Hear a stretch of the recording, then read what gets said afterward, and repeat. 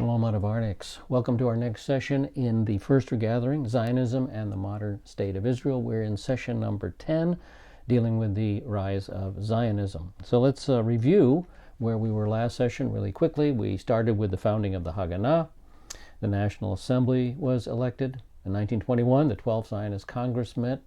The Arabs rioted in Jaffa in 1921. Transjordan was created. The colonial secretary, Sir Winston Churchill, went over, and even though he was committed to a Jewish homeland, he made a deal with Emir Abdullah, and they divided the Palestine, the British Mandate, into two sections. The western section now became Palestine and the home for the Jewish people, and the eastern section was now Transjordan and under Arab influence. Approximately 75% of the mandated area, the original mandated area, went to the Arab sphere of influence, and only 25% was set aside for a Jewish national home. The beginning of Jewish industry occurred at that time. In 1922, Churchill issued his white paper.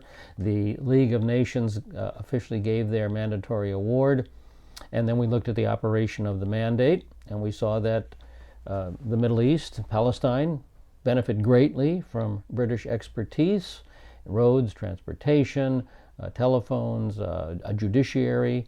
All kinds of good stuff got put in place by the British, something that Palestine had never experienced. An example of that is the Ben Gurion Airport. This is the Lod or Lydda Airport in 1936, and it is now a modern, thriving airport. 1922, Eliezer Ben Yehuda died. In 1923, the mandate was confirmed by the League of Nations. And in 1924, the Fourth Aliyah was precipitated by anti-Semitism in Eastern Europe. Technion opened in Haifa. In 1925, the Hebrew University opened in Jerusalem.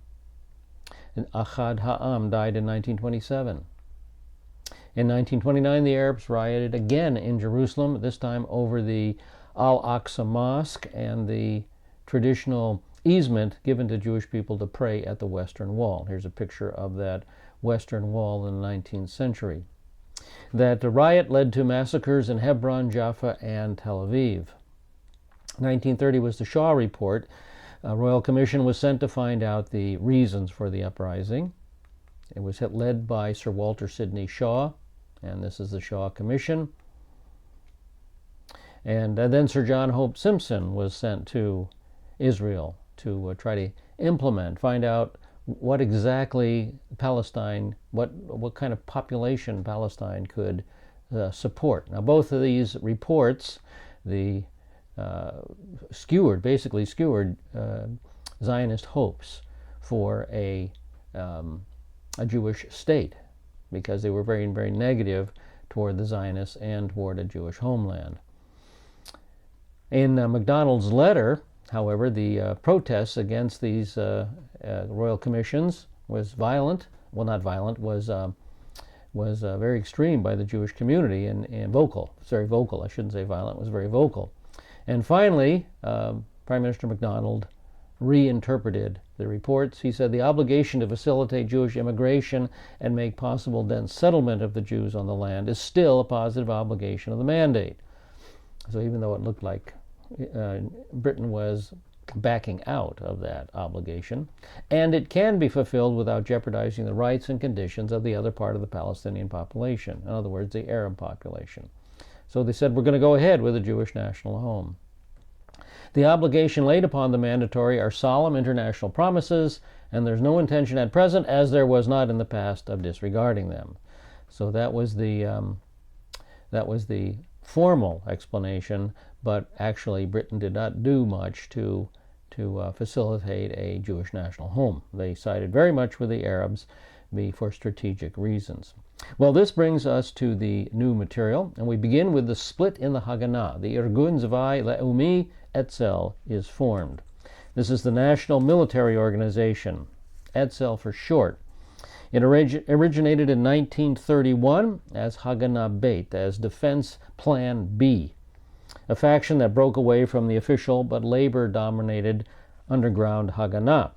The policy of the new organization was based squarely on Vladimir Jabotinsky's teachings, 3 basic points.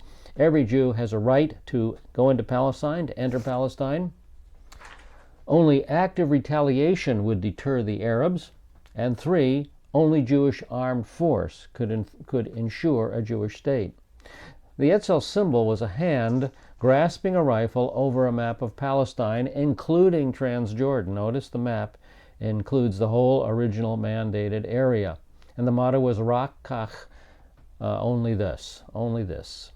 And here is an Irgun poster. And again, you see it's the same basic logo with the entire original mandated area on the map.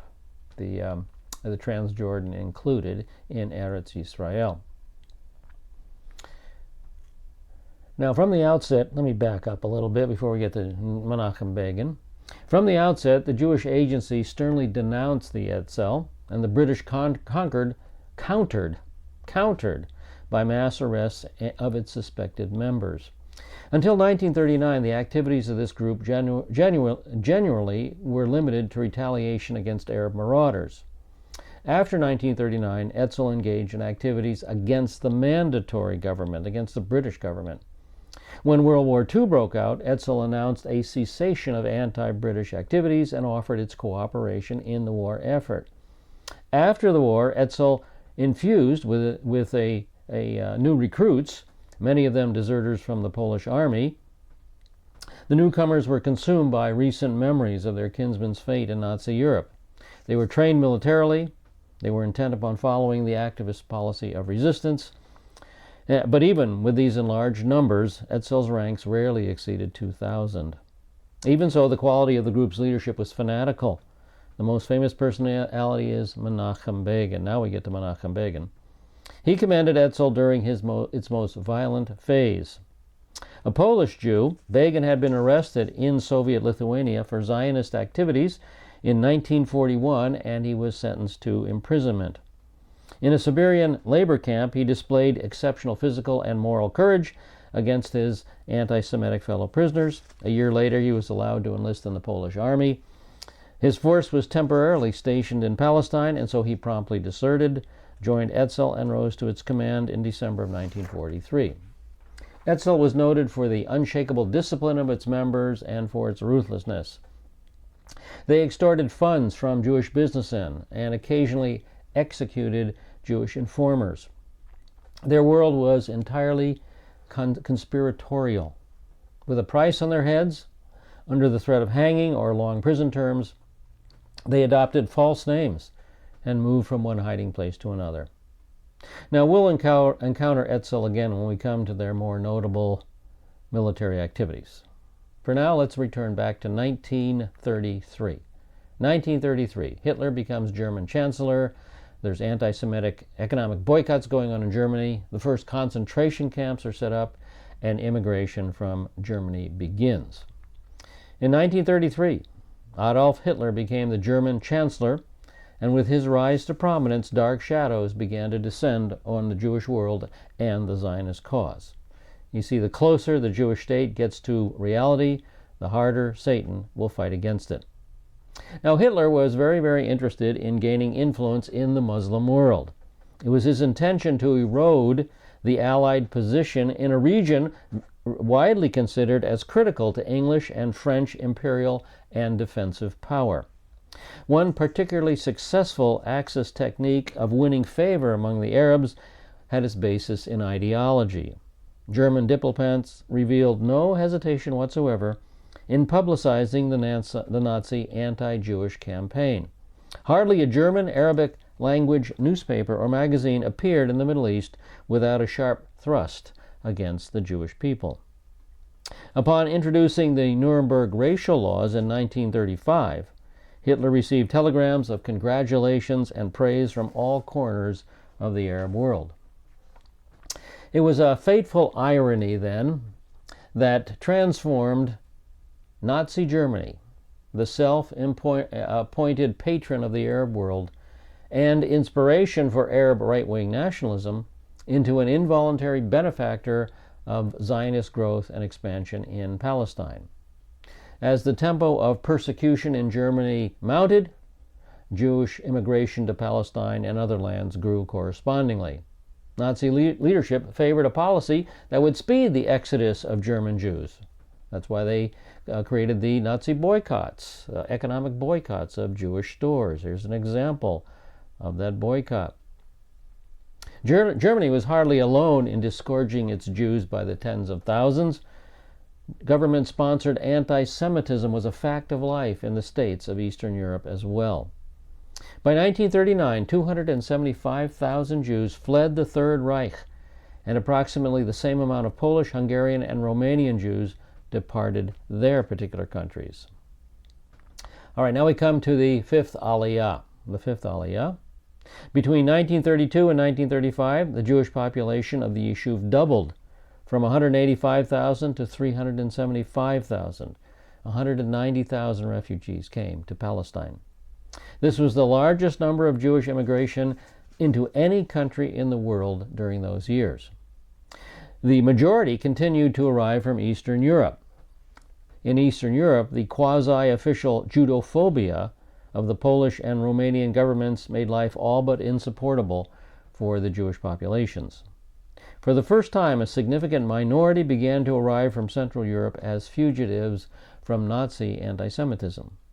This Central European group, by virtue of its skills, culture, and capital imports, set its own unique imprint on what henceforth would be known as the Fifth Aliyah. Economically, the German-speaking immigrants were the most successful in the history of the Yishuv. A majority of the newcomers, in fact, had been Zionists in their land of origin.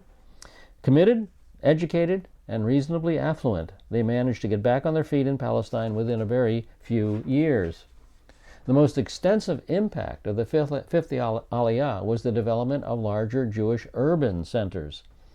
These now underwent complete transformation and began taking on the aspect of modern cities.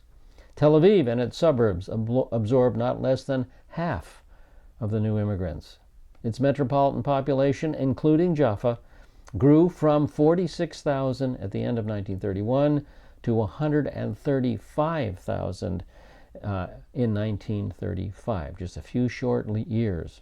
Here's a picture of Tel Aviv in 1930. This is Rothschild Boulevard in 1930.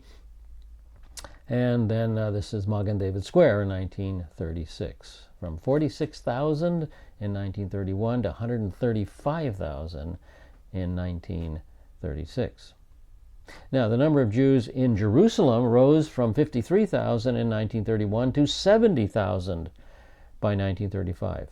Haifa witnessed the opening of a modern British seaport in 1933 and the completion of an oil pipeline terminal from the Mosul oil field in 1934. So the city's Jewish population nearly tripled between 1931 and 1935, from 16,000 to 40,000. And this is a picture of Haifa in the 1930s. Kingsway, or otherwise known as Ha'atzmaut Road, this is in the 1930s. Now, Tiberias and Sfat each absorbed an additional 11,000 Jews during the same period. Petach Tikva, with a population of 18,000, was awarded the status of a municipality in 1938. This is a picture of Petach Tikva in 1936. It was growing into a genuine city, a genuine town. By 1939, the newcomers of the Fifth Aliyah had raised the kibbutz population to 25,000 living in 117 collective settlements, or about 5.2% of the Yishuv. So urban progress, in turn, reflected a dramatic infusion of German Jewish funds. German Jewish newcomers brought with them millions of dollars in imported capital, or millions of worth. I don't know, I guess German money. I don't know what the Deutschmark or something. Anyway, they brought a lot of money with them in imported capital. They invested in commerce and industry. These funds launched significant economic expansion, notable in metal trades, textiles, and chemicals. The number of industrial firms rose from 6,000 in 1930 to 14,000 in 1937, and employed a workforce that grew from 19,000 to 55,000 in the same period. The tempo of growth could be measured by the seven-fold rise of electricity sold for industrial purposes by the Palestine Electric Corporation between 1931 and 1939. Seven-fold rise in demand. During the same period, the nation's other main enterprise, the Palestine Potash Company, registered a six-fold gain in the value of its Dead Sea output.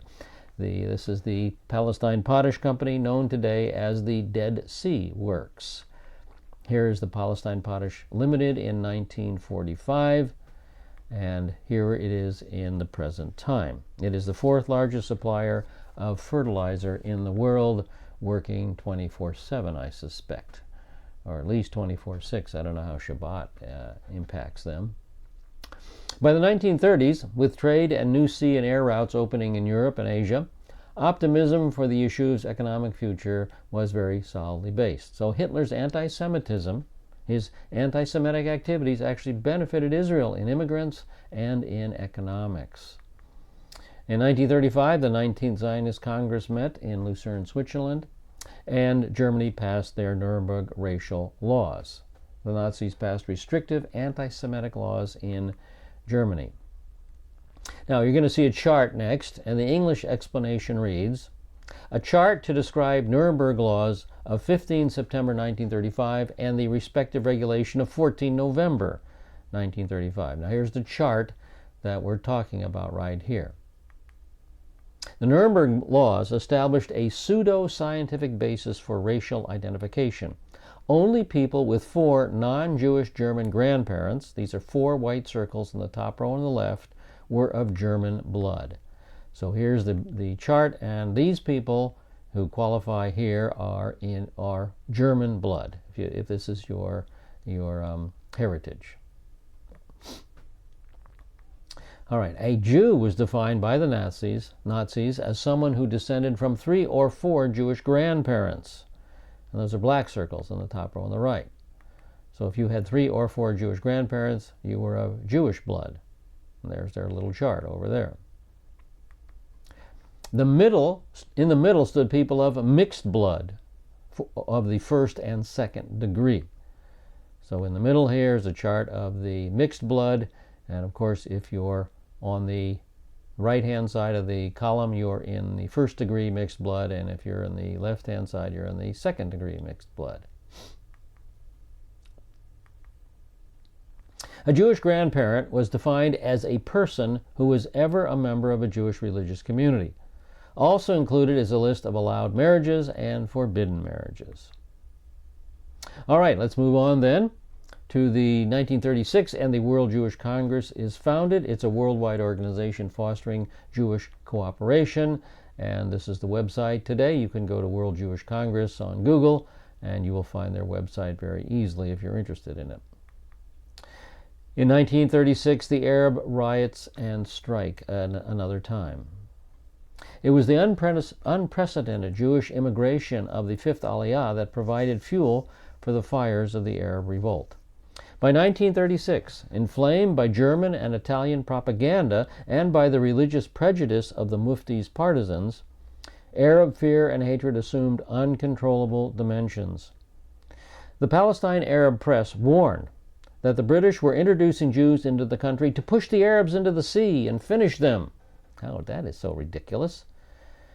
That the Zionists were being cited to kill the Arabs and to attack and torture Arab women and to defile mosques. And some of these same charges are made today, even today. The first acts of violence occurred in a spontaneous and unrelated way during April of 1936. Arab bandits stopped a bus and they killed 2 of the Jewish passengers. The following night, 2 Arabs were murdered as a Jewish act of revenge. Whereupon, Arab followers of the militant Sheikh Farhan al-Sa'adah began destroying Jewish property, uprooting Jewish crops, and killing occasional Jewish civilians.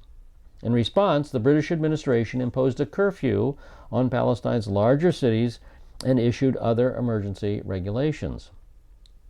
On April 25th, the Mufti induced several of Palestine's clan leaders to establish an Arab Higher Committee with himself as the president. And of course, here is the Arab Higher Committee, and there is the Mufti very humbly taking his place as president. President Haj Amin loosed a series of grim warnings about the revenge of God Almighty. The initial outburst of Arab violence was then followed by a mass strike against the government's immigration policy. It was destined to endure for 7 months. Enforced by the Mufti's strong-arm men, the work stoppage paralyzed government and public transportation services, as well as Arab business and much of Arab agriculture. Ironically, one of the most decisive effects was to stimulate the Jewish economy. For the first time, large numbers of Jewish workers supplanted the cheaper Arab labor in the citrus groves, and Jewish produce replaced Arab fruit and vegetables in the markets. On the other hand, the cost of the strike to the Arabs themselves became increasingly punitive. This is a pattern repeated over and over and over again, including the present time. For example, today we're facing the BDS movement, the boycott, divest, and sanction movement against Israel, and it is hurting the Palestinians much more than it is hurting Israel. So this same pattern has been repeated over and over again up to the present day. By midsummer of 1936, the intensity of the fighting mounted as Arab irregulars poured into the hill country around Jerusalem, into Galilee and Samaria. A majority of them were first local Palestinians recruited by Haj Amin's agents, but soon the Committee for the Defense of Palestine was established in neighboring Arab lands, and Syrian and Iraqi volunteers began arriving in Palestine at the rate of 200 or 300 a month. Their leader was Fazi al-Kawukji. I don't know if I pronounce his name correctly. If you know his name, the correct pronunciation, use it and be patient with me. Their leader, Fazi al-Kawukji, played a vital role in the ensuing civil war. He was a compact, sandy-haired man in his early 40s when the civil war began. He was gruff, vigorous, and endowed with an unquestionable dynamism that he cultivated in open imitation of his hero, Adolf Hitler.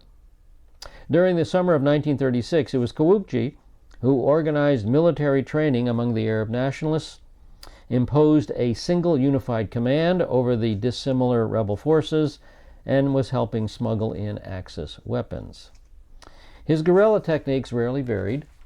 It took the form of night assaults on Jewish farms, destruction of cattle and crops, and the murder of civilians. Now here's a bus that went up in flames during this Arab revolt. Leftovers from the revolt. Yet armed rebellion soon became a tactic of desperation for the Mufti, as the strike's most crippling effects were experienced mainly by the local Arabs.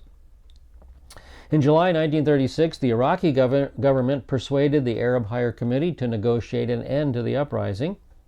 By then, 20,000 British troops were stationed in Palestine, and 10,000 more were on the way. The High Commissioner let it be known that if the fighting and strike came to an end, a Royal Commission of Inquiry, number 3, would be dispatched to Palestine, and the Arab Higher Committee might then present its complaints to the appropriate diplomatic circles. The offer was accepted. On October 11th, the Arab Higher Committee called off the strike, and work resumed the next day. The guerrilla bands, already severely mauled by the British Army, were permitted to leave Palestine quietly. Fazi al-Kawukji departed for Transjordan. Organized violence slowly died out. By then, some 1,300 casualties had been incurred throughout the country, including 197 Arabs, 80 Jews, and 28 British personnel killed. All right, 1937, the Peel Commission proposes a partition of Israel. On November 11, 1936, the Royal Commission of Inquiry arrived. Remember, this is the Royal Commission number 3 in response to the riots of 1936. Its instructions were to determine the fundamental cause of the unrest, to explore Arab and Jewish grievances, and to make recommendations for the future. So my only comment is déjà vu. We've all seen this before. Number 1, the First Royal Commission, 1921, in response to the riots of 1920. Number 2, the Second Royal Commission that produced the Shaw Report in response to the riots of 1929. So the Royal Commission of 1930 was the second one. So now we're at number 3, the Royal Commission of 1937. The chairman was Lord Robert Peel. Although the Zionists were hardly delighted with their national home coming under reevaluation by yet another royal commission, they agreed to cooperate.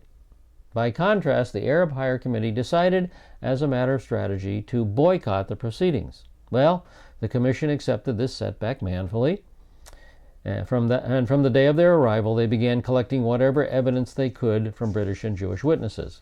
Once again, the Zionists grievously underestimated the depth of Arab fear and hatred. This became apparent when, at the intercession of Kings Gehazi of Iraq and Ibn Saud, the Mufti and his colleagues decided at the last moment to drop their boycott of the Royal Commission. In their testimony, not one of the Arab spokesmen found redeeming qualities of any kind in the Jewish national home. They denied that the British mandate or Jewish economic growth had brought other than grief to their people. That's a standard complaint. However, the truth was otherwise. This is from Wikipedia. This is an analysis of the Peel Commission report. According to the Peel Commission report, Arab allegations regarding Jewish land purchase were unfounded. Much of the land now carrying orange groves was sand dunes or swamp and uncultivated when it was purchased. There was, at the time of the earlier sales, little evidence that the owners possessed either the resources or the training needed to develop the land. And then a report from the Middle East Forum regarding this. Palestine's Arab population rose from about 600,000 to 950,000 owing to the substantial improvement in socio-economic conditions attending the development of the Jewish national home. British authorities acknowledged as much in a 1937 report by a commission of inquiry headed by Lord Peel. The general beneficent effect of Jewish immigration on Arab welfare is illustrated by the fact that the increase in the Arab population was most marked in urban areas affected by Jewish development. A comparison of the census returns in 1922 and 1931 shows that 6 years ago, the increase in Haifa was 86%, in Jaffa 62%, in Jerusalem 37%, while in purely Arab towns such as Nablus and Hebron, it was only 7%, and in Gaza there was a decrease of 2%. All right. So the Jewish economic growth brought much opportunity to Palestine. It was during Weizmann's testimony at the 51st meeting of the Commission, held in Jerusalem on January 8, 1937, that the notion of partitioning the country was first broached. Professor Copeland said to Weizmann at the hearing, "If there were no other way out to peace, might it not be a final and peaceful settlement to terminate the mandate by agreement and split Palestine into two halves, the plain being an independent Jewish state, and the rest of Palestine plus Transjordania being an independent Arab state?" Now, Weizmann recalled years later, "I saw in the establishment of a Jewish state a real possibility of coming to terms with the Arabs. As long as the mandatory policy prevails, the Arabs are afraid that we shall absorb the whole of Palestine. A Jewish state with definite boundaries, internationally guaranteed, would be something final. Instead of being a minority in Palestine, we would be a majority in our own state and be able to deal on terms of equality with our Arab neighbors in Palestine, Egypt, and Iraq." So after 5 months of preparation, the Royal Commission report was issued in July of 1937. It filled 404 pages, contained elaborate maps and statistical studies, and ranked as one of the major documents of British foreign policy. The only feasible solution, the report concluded, was to divide Palestine into two self-governing communities. The report's proposal was for Palestine and Transjordan to be divided into three regions. Now here's it, the Peel Commission Partition Plan of 1937. Number one, the Jewish state is yellow, a Jewish state comprising essentially the coastal plain and Galilee. So there you see the coastal plain and Galilee, and the yellow is the Jewish state. Secondly, a much larger Arab state embracing the rest of Palestine and Transjordan. So see the green area? That's the Arab state. It's much larger than the Jewish state, but it also is included as part of Transjordan, everything to the east side of the Jordan River there. So it's a lot of territory. Number 3, a permanently mandated British enclave, including the Jerusalem-Bethlehem areas, with a corridor to the sea and British bases on Lake Galilee and the Gulf of Aqaba. Now, the proposal was so revolutionary it left most observers stunned. Even more astonishing than the plan itself was the speed in which the British government accepted it. Simultaneously with the publication of the Peel Report on July 7th, London announced its commitment to the recommendations, including the blueprint for partition, as the best and most hopeful solution to the deadlock. So what are we viewing here? Here's the area originally allocated for a Jewish national home at San Remo in 1920. The whole area is called Palestine. Then Churchill divided Palestine in half. Well, in half. In 75% was now named Transjordan. It was in the Arab sphere of influence. 25% was now called Palestine to become a Jewish national home. So Great Britain divided the mandated area. Now the Peel Partition Plan of 1937 shrinks the Jewish homeland down to the coastal plain and the Galilee. So what are we seeing? We're watching the shrinking Jewish state. It's getting smaller and smaller. This is because of the Abrahamic covenant and the land promise of the Abrahamic covenant. Satan does not want that land promise to reach fulfillment, and so the land promise and the land covenant are being attacked, relentlessly attacked by Satan, influencing Britain and the Arabs to not allow a Jewish national home to be set up. Now, the Mufti and his followers rejected the plan with contempt and ensured that the Arab Higher Commission turned it down. So this is a consistent response right up to today, refusing any compromise. There can be no Jewish state. That's the consistent response. Now, Jewish reaction was slow in coming. The Zionist Congress assembled a month after the issuance of the Peel Report. This was the 20th Jewish Congress in Zurich, Switzerland. Eventually, the Congress passed a resolution withholding overt approval of the Peel scheme, but empowering the Jewish Agency to explore with London the precise terms on which a Jewish state might be created. In September 1937, at the invitation of the Syrian government, a pan-Arab Congress of some 500 delegates assembled in Blue Dawn, Syria. The theme of the gathering was struck by Chairman Naji Suwaidi. He stated that Zionism was a cancer. We hear that even today. That the Jewish national home and the Palestine Mandate must be terminated immediately in favor of a sovereign Arab state.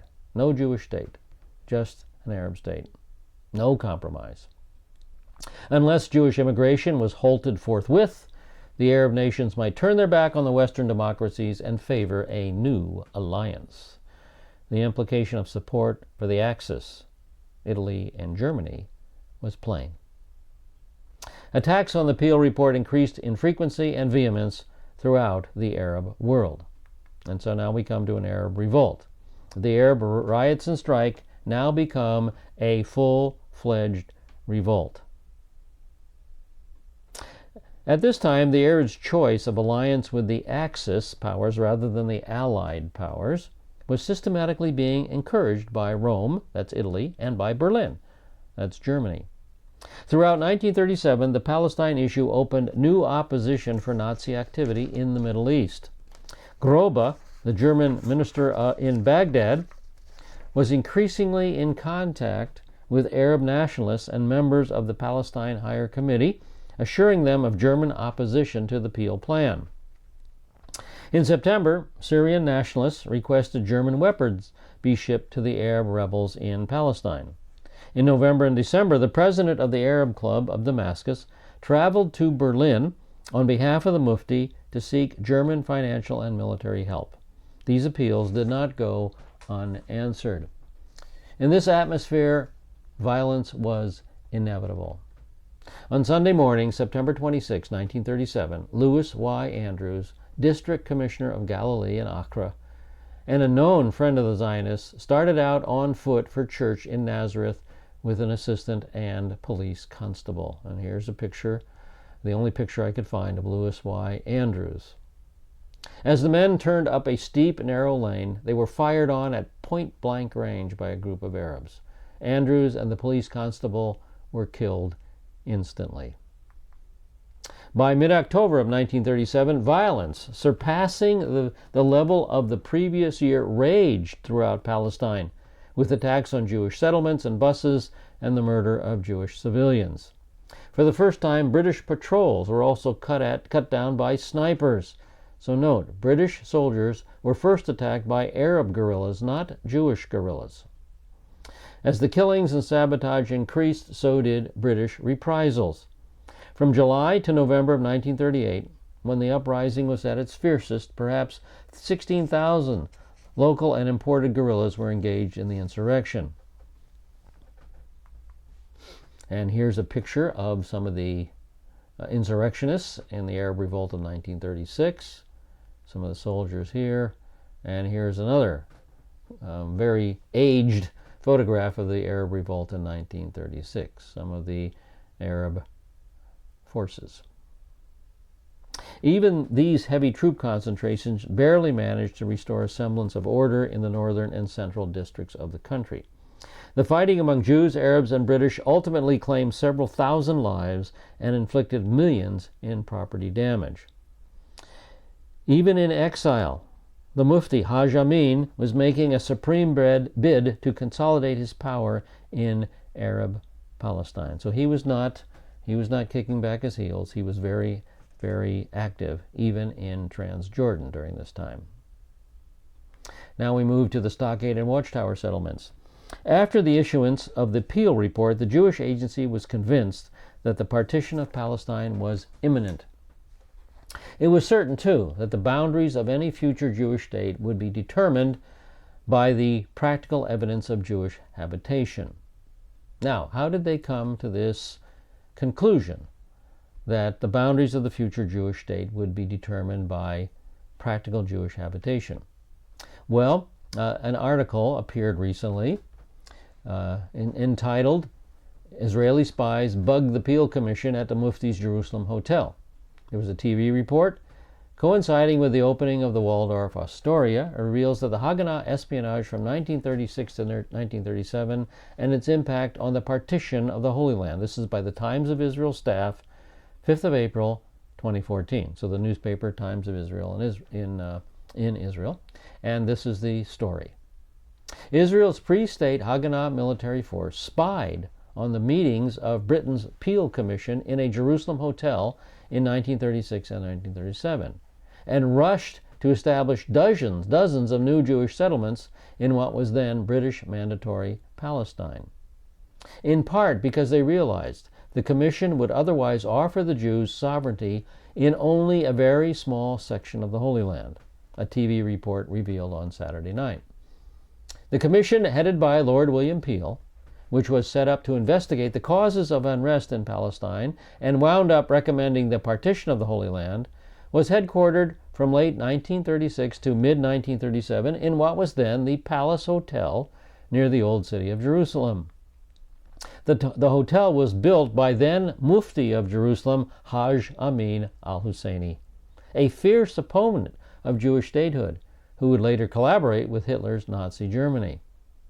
The Haganah planted listening devices in chandeliers in the hotel, the TV report said, exploiting the expertise of two of its officers who had been involved in the building's construction, an engineer named Baruch Katinka and a telephone communication expert named Yeshayahu Feinsod. Relatives of the two men and other academics detailed the story to Channel 10 News Saturday night in a report that coincided with the reopening this month of the palace, which has been rebuilt at the cost of $150 million and is now renamed as Jerusalem's Waldorf Astoria Hotel. Listening in on the Commission's deliberations, pre-state Jewish leaders increasingly internalized that they were likely to be offered only relatively small areas of the contested territory. They therefore dispatched Jewish pioneers to take physical control of territory that already had been purchased by the Jewish National Fund in 52 locations in what was known as the Tower and Stockade campaign. The guiding philosophy was that wherever the Jews had established a physical presence, there would be more likely to be given sovereignty under the eventual partition of the British Mandatory Territory, as proved to be the case in the 1947 UN-backed partition plan. The report did not specify the content of the overheard conversations. They were overhead as well, because the microphones were in the chandeliers.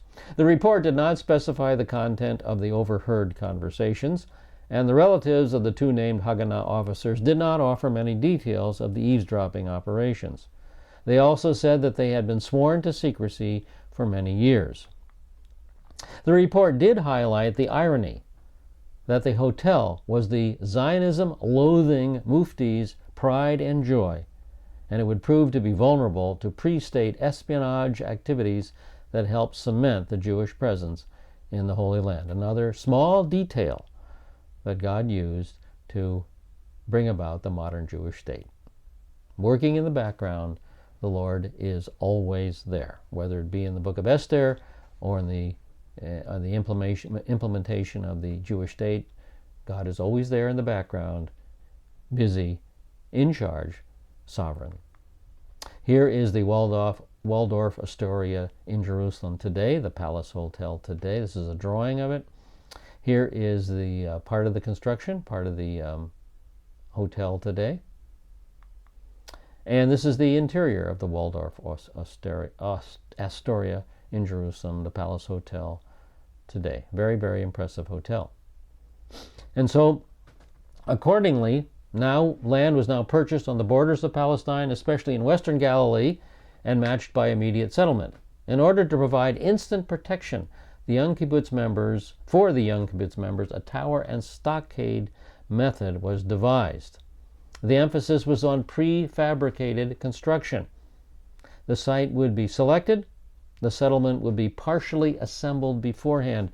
And here you see a watchtower going up, a watchtower that has been partially assembled, put on that truck, trucked out to the territory, and boom, set up just that quickly. In what at daybreak was an empty patch of ground, by nightfall would be covered with a solid encampment protected by an outer stockade and a wooden tower with a searchlight. Boom, there's one of them. In the morning, that was a bare piece of land. In the evening, the stockade was up, the watchtower was up, and we had an encampment. There was little concern for economic viability in this crash program of settlement. The most urgent priority in the late 1930s was simply to achieve a Jewish foothold, even with the barest nucleus of pioneers in the outlying regions of the country. All right, 1938, Wingate organizes special Jewish units to fight Arab terrorism. As the Arab uprising of 1936 to 1939 drove on, the Jewish community took up the posture of an active defense. Yitzhak Sadeh, the Haganah field commander, pioneered the concept. In addition, the mandatory government, hard-pressed for military manpower at that time, authorized the existence of 3,000 Gafirs, uniformed Jewish auxiliary guards. And here is a squad of Gafirs. And notice what their rifles are forming. They're holding their rifles in the form of a Star of David. These are Jewish Zionist Gafirs. Here is Moshe Dayan, young Moshe Dayan as a Gafir.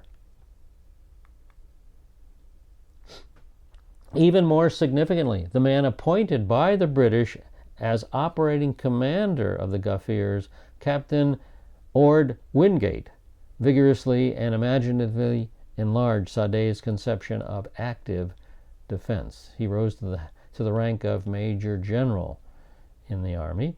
He was a captain at this point. A Bible-believing Protestant, Wingate was a passionate adherent of the Zionist cause. He told his closest Jewish friend, David Hakohen, I count it, let me put it up for you, I count it my privilege to help you to fight your battle. To that purpose I want to devote my life. I believe that the very existence of mankind is justified when it is based on the moral foundations of the Bible. What a good man. I'm going to look forward to meeting Ord Wingate in the kingdom. Now, Wingate eventually became a confidant of Weizmann and the Jewish agency leaders. In studying Arab tactics, Wingate noted the manner in which the guerrillas would strike and escape from heavily armed government columns. He was determined to retaliate by developing fast patrols and placing emphasis on night operations. Wingate was authorized to organize the Gafirs into special night squads. And so here we do have some pictures of these night squads. Here's one of the night squads here. And we have a smaller night squad in the picture here. And again, another picture of the special night squads made up of the Gafirs.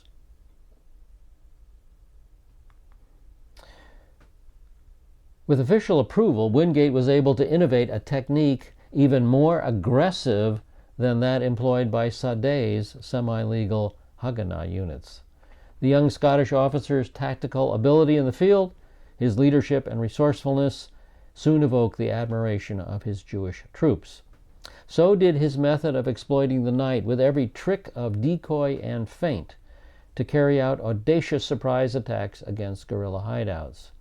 Indeed, Wingate's conception of active defense went so far as to include crossing into Lebanon and into Syria and attacking the guerrilla villages there. Throughout 1938, during their scores of forays and ambushes, the Jewish Special Night Squads inflicted heavy casualties on the Mufti's rebels and kept them off balance and increasingly ineffective. Wingate himself was considered expendable. His pro-Zionist views were becoming an embarrassment to the government. Eventually, in the spring of 1939, he was sent back to England. His superiors wrote in his file, "A good soldier, but a poor security risk. Not to be trusted.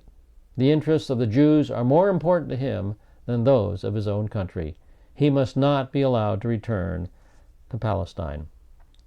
Accordingly, on the front page of his passport was written the words, "The holder of this passport is not allowed to enter Palestine or Transjordan." Wingate ultimately wanted to lead a Jewish army into battle against her enemies. He never got his wish. Brigadier General Ord Wingate was killed in a plane crash while fighting in the jungles of Burma during World War II in 1944. However, the Haganah's ability to cope with the rebellion infused a new confidence in the Jewish population. And now we come to the Woodhead Report, the Palestine Partition Commission. It was in reaction to the mounting Arab violence in Palestine that London announced an impending visit of yet another commission, this one to determine methods by which partition might be carried out and recommend boundaries for the proposed Arab and Jewish states. So remember, 1921 was the first commission, the Second Royal Commission, 1930 in the Shaw Report. The Third Royal Commission is the Peel Commission, 1937. And now, number 4, the Palestine Partition Commission, 1938. The commission chairman was Sir John Woodhead. The commission arrived in the Holy Land in 1938. The Arabs boycotted the Woodhead hearings. Instead, the mandatory officials presented the Arab case no less effectively than the Arab High Committee. The mandatory officials were traditionally hostile to Zionism, and 3 plans were proposed. Palestine Partition Commission Plan A. The Jewish state is the coastal plain and Galilee in the orange. So notice in the upper part of the map, the coastal plain and Galilee would be the Jewish state. Right, that area there. All right, Palestine Partition Plan B. The Jewish state would be the coastal plain and the eastern Galilee. And you notice the red British area and now bisects Galilee. And most of Galilee is removed from Jewish influence, bluish sphere of influence. Then Palestine Partition Plan C. The Jewish state is simply the coastal plain in the orange. And so the mandated area has totally taken over all of Galilee in the north. So those were the three plans that were proposed. So what are we seeing? The Peel Partition Plan put the Jewish state on the coast and Galilee. The Woodhead Commission Partition Plan is now willing to push the Jewish people out of the Galilee and make the Jewish state simply the coastal plain. We are watching the shrinking Jewish state. Not much left when you consider what the original mandated area consisted of. All right, on November 10th, 1938, the Palestine Partition Commission report, the Woodhead Report, was submitted to Parliament. It declared the Peel Partition Plan unfeasible. Predictably, the Zionists were enlarged by the Woodhead Report. The Arabs, though less critical of the plan, rejected it on the grounds that it still envisioned Jewish sovereignty, even in a very insy-bitsy, tiny, diluted form. On November 26, 1938, yet another white paper was issued, this one formally rejecting as impractical any notion of dividing Palestine. The statement resorted instead to the familiar observation that the surest foundation of peace and prosperity in Palestine would be an understanding between Arabs and Jews. I hit my button again. To that end, the government announced its intention of inviting representatives of the Zionists, of the Palestinian Arabs, of the neighboring Arab states to a conference in London.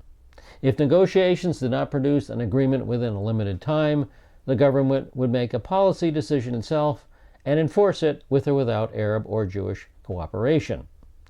These talks would be known as the London Round Table Conference. So, after the initial phase of the uprising in 1936 and 1937, London had admitted that the Palestine Mandate was unworkable, a claim Arab nationalists had advanced from the start. And of course, they advanced that because the Arabs made sure it was unworkable. The Jews wanted to make it work. The Arabs did not want to make it work. So it was unworkable. Now, the second phase of the Arab rebellion was followed by abandonment of the partition plan well before any effort could be made to put it into operation. The Arabs had plainly mastered a crucial lesson. Violence on behalf of their rights in the Holy Land was effective diplomacy with Britain. All right, now we move to Kristallnacht, economic ruin for the Jews in Germany. Kristallnacht, the night of the broken glass, when mobs broke the windows of Jewish businesses in cities around Germany. Kristallnacht, the night of the broken glass, was the start of the Holocaust. Here's a man getting ready to clean up the glass. There is a synagogue going up in flames. Kristallnacht. Now, just a sample of some Jewish humor from Rabbi Joseph Telushkin's book, Jewish Humor. You can get it on Amazon.com. There's a few jokes here that came out of this era in Jewish history. The Zionist leader and Israel's first president, Chaim Weizmann, declared in the late 1930s, there are two sorts of countries in this world, those who want to expel the Jews and those that don't want to admit them. Pretty straightforward, isn't it? Another joke. In 1939, a Viennese Jew enters a travel agent's office and says, I want to buy a steamship ticket. Where to, the clerk asks. Let me look at your globe, please. The Jew starts examining the globe. Every time he suggests a country, the clerk raises an objection. This one requires a visa. This one is not admitting any more Jews. The waiting list to get into that one is 10 years. Finally, the Jew looks up. Pardon me, do you have another globe? And ain't it the truth? When Hitler rose to power, there were two types of Jews in Germany, the pessimists and the optimists. The pessimists fled into exile. The optimists went to the gas chambers. Kind of black humor, isn't it? That came out of this time in Jewish history. All right, this is a good time for you to view program number 9 in Against All Odds. Program number 9, The People of the Book Come Home. This deals with the Jewish immigration back to Israel. It lasts about 25 minutes, so you'll enjoy it. Well, we've now covered the first 100 years of Zionism, 1839 to 1939, 100 years of immigration. Now, I produced a summary sheet that should be in the PDF documents in the class material, a summary of Zionism from 1839 to 1939. So if you'd like a summary, look through your material and pick that up. Now, the 100th year of Zionism, 1839 to 1939, was marked by the beginning of World War II. And we also come to the London Round Table Conference. So I think we'll have time to finish up the London Round Table Conference and call it quits. The London Round Table Conference opened on February 7th, 1939 at St. James Palace, also called the St. James Palace Conference. When the Arabs refused to sit in the same room with the Jews, arrangements were made for the two delegations to enter by separate entrances. So this is kind of petty and prideful.